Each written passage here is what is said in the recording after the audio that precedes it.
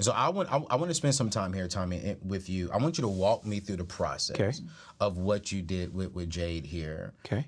Because what you've done is you've positioned this young queen to when she does find, when her husband does find her, she's coming to the table debt-free, wealthy, and now she's a true asset. That's right. And I think that I want to know, a lot of people watching, okay, cool, great, we hear the testimony, you all have created the authority in this space. What is the basics? What are the steps we need to be following to get there? Because they all want to do it. And I want to know, because I may even want to partner with you as well. Sure, great. So what we did with Jade, first and foremost, is her personal finances were already on point. I mean, excellent credit score. Okay. She was making multiple six figures, but she lived like she was making about $80,000 a year. For real? Yeah, yes. So there was already a level of discipline there. A lion's share of her money was already going in the savings. I just needed to put it on steroids. Yeah. Right? She was already saving, but it was at a snail's pace. Yes. Right? So I said, hey, I don't have to come in and reinvent the wheel. Right. Because you already have the mentality. Let's just tweak some things and make your money grow faster. Absolutely. And here is the best vehicle that I know, Anthony, which is real estate, right? And so she was like, well, I already have a real estate portfolio. I said, great, let's look at it. Let's make sure we're maximizing it. Let's make sure that all of your current rents are at market value. Let's make sure that you have the best interest rates and stuff like that. Yeah. So we refinanced a couple of the properties for her, right, to increase the NOI, net operating income, because we were able to lower how much was being paid back to the bank, right? So we fixed that, and then that created more cash flow. So I said, okay, well now let's attack probably your largest expense, being single with assets, which is your taxes. So real estate is going to allow us to come in and compress some of those and give you even more money to play with, right? So we went and we attacked it from a tax standpoint. From a tax standpoint, what was like, without putting too much of her personal information out there, what was like one thing that you said? Well, I'll just keep it high level. Yeah. So one of the things you want to do is you want to make sure that you're doing, if you're not being designated as a real estate professional by the IRS, right? Then your write-offs and stuff can be capped, right? So there was write-offs and stuff that she was having to carry over, that she was having to leave on the table. Well, now, because she's a real estate professional, and the definition of that is that you spend at least 750 hours a year, in the area of real estate. Well, now she does that. So she has, there's write-offs and stuff that she can take advantage of, right? Now, let me ask you this question. I'm writing all this stuff down too for myself. You know what I'm saying? I know how to shut up and take notes. I love that. Because some people will hear this and say, well, real estate professional, all I need to do is just have an LLC. No. And have an LLC about real estate. That doesn't make you a real estate professional. I can cap off with everything. No, that's not true. And so you're saying a real estate professional is you have 750 hours. Yeah. So you have to be, if you're ever, like we talked about being audited with the receipts, if you're ever audited, she's going to have to be able to show that she's spending that much time in the industry, right? Whether it's viewing properties, whether it's out writing contracts, whether it's whatever, she has to be able to show that, right? I got you. So because she now can do that, she's a sophisticated investor. There are additional write-offs that she can take. See. Walt, put this camera on me, bro. You gotta keep up, Walt. No one's ever said that. Of course. You don't hear that. I know you don't. What you hear is go get an LLC. Yeah. Call it Lady J Real Estate Investment LLC. And then boom, you have all these write-offs in the real estate space. That's not true. See, Tommy, That's not true. See, Tommy, you all right, bro? That's not true. You all right? We flew all the way from Texas just for that right there. You all right with me? So just like, and I'm jumping somewhere else, just like when you hear these gurus that pitch multifamily apartments. Talk to me. That's what they talking in the black people. Yeah, and they're talking about, you can take all this bonus depreciation, you get a negative K1, and you can offset that against your earned income. That's true. If you meet the other qualifications. Exactly. Are you ready to transform your career in 2023? I want you to consider Bethel School of Technology, the world's only Christian online tech bootcamp. With African Americans representing just 7.9% of the tech workforce in the US, it's time to bridge that gap and create more opportunities for everyone in this booming industry.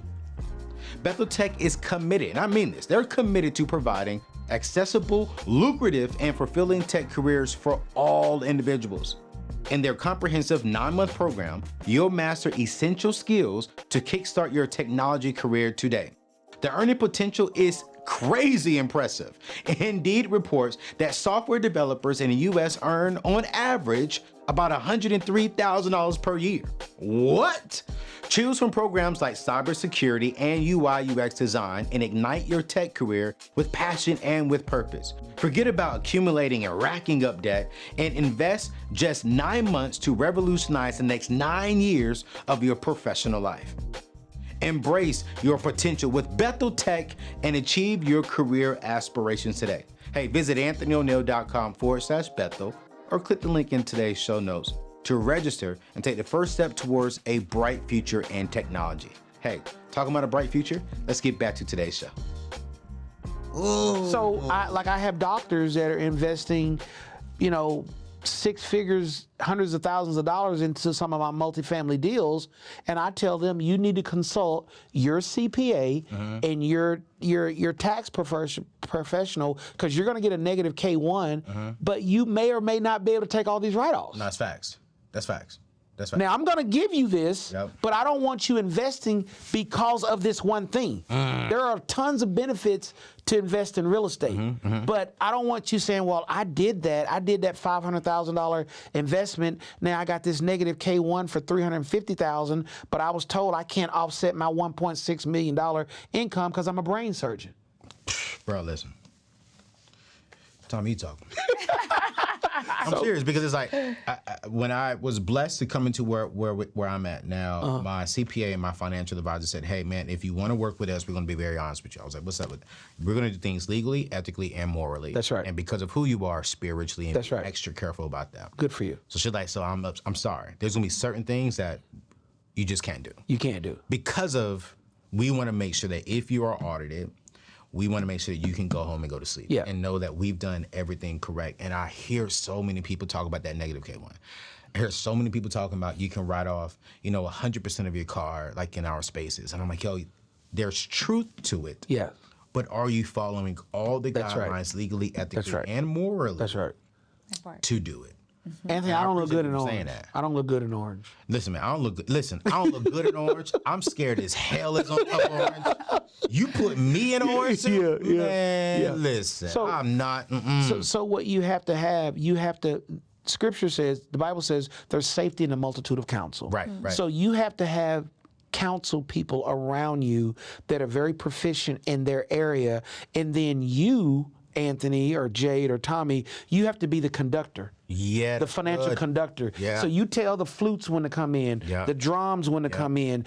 So because what happens, the drum wants to play all the time. Right. The flute wants to take a slow-lo. Right. The saxophone, but you are the conductor. Yes. Right? Yes. So you sit at the head of your financial table. Yes. And you have your CPAs, you have your wealth management people, you have your attorneys, you have all of these people advising you. Yeah. Right? Yeah. And I'm not saying you have to know what they know on the level, but you have to know that when they're giving advice, it can be true, but they can be looking at it like this. That's so. Does that make sense? That makes a lot of sense. So, can I want to ask a question though. And look, here I go, putting on my radio hat. Sorry, Anthony, I know this is your show, but I do want to take a step back because I think that sometimes we talk to people that are financially there. Like you talked about me being, debt free when I started, but you don't have to be debt free to jump into this game. Correct. Okay.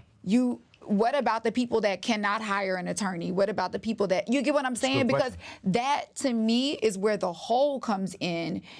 Because I know you have a lot of people that watch you that want the information, but you can't necessarily afford all of these. We're using a lot of big terms right now, right? So to answer that, Jade, so in my program, from a high-level overview, we provide those services and we give you the blueprint and the questions to ask, regardless if you're at $50,000 or you're at, $2 million.